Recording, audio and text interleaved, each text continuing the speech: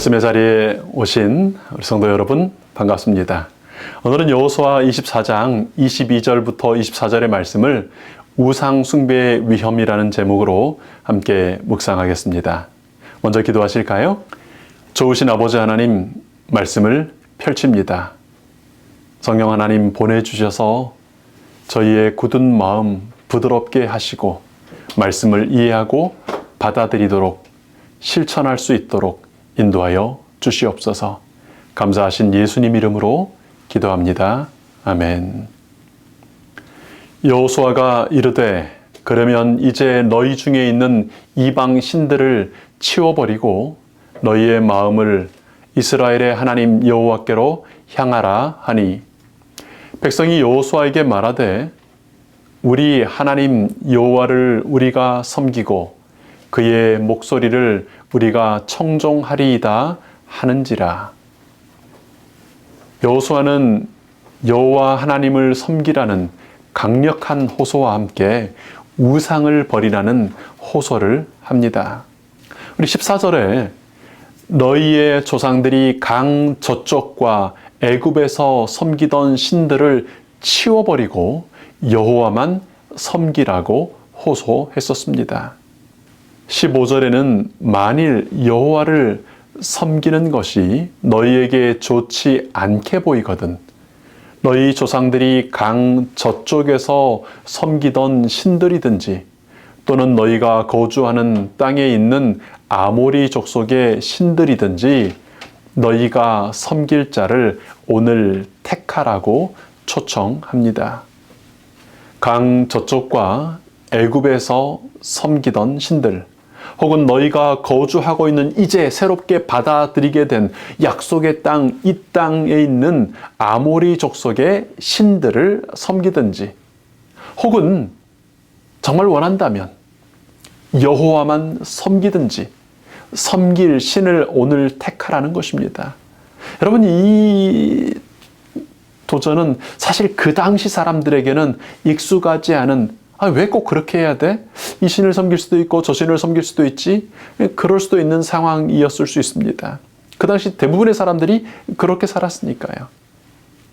여호수아는 다시 한번 너희 중에 있는 이방 신들을 치워버리고 너희 마음을 이스라엘의 하나님 여호와께로만 행하라고 강권합니다. 여러분, 이 말씀들을 좀 정리해 보면, 우상은 그들이 앞으로 섬길 수도 있는 잠재적인 위협이었을까요? 아니면 이미 그들의 삶 속에 깊이 뿌리 박혀 있었던 현실이었을까요? 여러분, 우상이 무엇을 의미하는지 잘 아시죠? 우상은 아주 이상하게 생긴 돌멩이나 금덩어리 조각 상만을 의미하지 않습니다. 하나님을 대체하거나 혹은 하나님보다 소중하게 여겨지는 모든 것들이 우상입니다. 그런 의미에서 보면 오늘 우리에게도 우상들이 있을까요? 하나님의 명령보다 더 우위에 있어서 선택의 기준이 되는 것들이 우상입니다. 어떤 것들이 있을까요? 우리의 몸 컨디션이 우상일 때가 많습니다. 그죠? 가족 모임이 우상일 수도 있어요. 친구들과의 약속이 우상인 경우 참 많습니다. 어려운 경제 상황, 무서운 우상이죠. 사람에 대한 감정, 혹은 나의 기분, 정말 큰 우상입니다. 요즘 같으면 손 안에 드는 핸드폰, 또 그 안에는 유튜브든 SNS, 또 그 영상들, 그 글들이 하나님의 말씀과 하나님을 생각하는 시간보다 월등하게 긴 시간을 차지하고 있다면 무엇이 주신이고 무엇이 두 번째 신인지, 어떤 것이 우상인지를 우리 생각해 볼 수 있습니다. 하나님의 단순한 명령들, 모이기를 힘쓰라, 안식일을 기억하여 거룩히 지키라, 11조를 드리고 헌물을 드리라, 내 이웃을 사랑하라. 여러분, 이런 명령들이 이런저런 이유로 거절되고 무시됩니다. 여러분, 그렇게 하나님의 명령을 무시하게 만드는, 하나님의 말씀, 하나님의 뜻, 하나님을 거절하게 만드는, 잊어버리게 만드는 모든 것들이 우상입니다. 그런데요, 이스라엘 백성들은 3번이나 여호와 하나님을 섬기겠다 하는데 여호수아는 그 백성들의 말을 듣지 못한 사람인 것처럼 우상을 버리라, 우상을 버리라, 우상을 버리라고 이야기합니다. 너희가 여호와를 능히 섬기지 못할 것이다라고 정말 참 저주 같은 무서운 얘기를 합니다. 왜 그랬어요? 사람들은 여호와도 섬기고 우상도 간직하고 그렇게 살고 싶은 마음을 가지고 있었기 때문입니다. 아니요, 그렇게 살아도 된다, 그렇게 살 수 있다고 생각했기 때문입니다. 여호수아의 거듭된 마지막 호소들이 라오디게아 시대를 사는 우리에게 익숙하지 않습니까? 계시록 3장 15절에 이렇게 말씀하시죠. 내가 너의 행위를 아노니 내가 차지도 아니하고 뜨겁지도 아니하도다. 내가 차든지 뜨겁든지 하기를 원하노라. 제발 차든지 아니면 뜨겁든지 해라. 차가워서 회개할 기회를 갖든지 뜨거워서 제대로 사랑하고 신앙하며 살든지 해라. 뜨뜻미지근하여 토하여 내칠 지경으로는 살지 말아라. 그것이 여호수아의 호소였습니다. 너희의 마음을 이스라엘의 하나님 여호와께로 향하라. 여호수아는 백성들에게 마음을 주님께 향하도록 간절히 호소한다. 여기서 사용된 용어 나타는 뻗다, 기울이다, 굽히다 라는 뜻이다. 이 용어는 몸을 굽히고 우리 기도에 귀를 기울이시는 하나님을 묘사하는 데 사용된다. 하나님께서 몸을 굽히시고 우리 기도에 귀를 기울이시는 것처럼요. 마음을 하나님 방향으로 돌리라는 것입니다. 죄로 물든 인간의 마음은 본성적으로 하나님의 음성에 귀를 기울이지 않는다. 하나님의 뜻을 이루는 방향으로 마음을 기울이기 위해서는 우리의 의식적인 결단이 필요하다. 우린 죄 중에 태어났습니다. 그리고 죄악 세상에 살고 있습니다. 그래서 우리는 자동적으로 이기적인 마음을 갖게 되고요. 자동적으로 죄된 어두움으로 기울어지게 됩니다. 그렇게 태어났고 사방을 둘러봐도 모두가 그렇게 살아가는 것처럼 보여요. 그래서 의식적인 결단이 필요합니다. 아침에 일어나서 성경을 30분 읽고 기도를 30분 드리면 우리가 거룩해집니까? 여러분, 그 행위 자체는 우리를 변화시킬 수 없을 것입니다. 그렇게 성실하게 하던 사람들이 예수님 죽였잖아요. 그러니까 그 행위 자체가 우리를 변화시키는지는 않을지 모릅니다. 그러나 우리가 그렇게 할 때 하나님은 우리의 의식적인 결단을 보십니다. 그리고 이제 일하실 수 있게 되는 것입니다. 성경에 처음 기록된 책 욥기는 사단이 하나님의 공의로우심을 공격하는 장면을 보여주고 있습니다. 공의로우신 하나님이신데 내가 저 사람을 사랑하기 때문에 정당하지 않게 보호하시거나 복을 내리신다면 사단은 유심히 쳐다보고 있다가 당장 고소하는 것입니다. 아니요, 사단의 그 고소가 문제가 아니고요. 하나님 자신이 공의로우신 하나님이시기 때문에 정당하지 못한 복을 내리시는 것을 스스로 용납하실 수가 없습니다. 그러니까 사람이 의식적인 결단으로 말씀을 펼치고 하나님의 이름을 부르고 하나님과 연결되기를 간절히 원하여 시간을 구별할 때 하나님의 공의는 이제 그의 선택에 기꺼이 응답하실 수 있게 되는 것입니다. 그러니 말씀 좀 읽고 기도 좀 한다고 뭐가 달라집니까? 여러분, 이런 식의 말을 결코 하지 마시기 바랍니다. 우리가 의식적으로 하나님을 구하면서 읽는 말씀과 올리는 기도는요, 모든 것을 바꿉니다. 하나님께서 일하실 수 있게 되기 때문입니다. 여러분, 우리의 행위 자체가 바꿀 수 없는 것은 맞습니다. 그러나 우리가 그렇게 의식적인 선택의 행동을 할 때 문 밖에 서서 애타게 두드리시던 하나님께서 우리 안에 들어오십니다. 그리고 역사를 이루실 수 있는 아주 공의로운 정당한 근거를 갖게 되는 것입니다.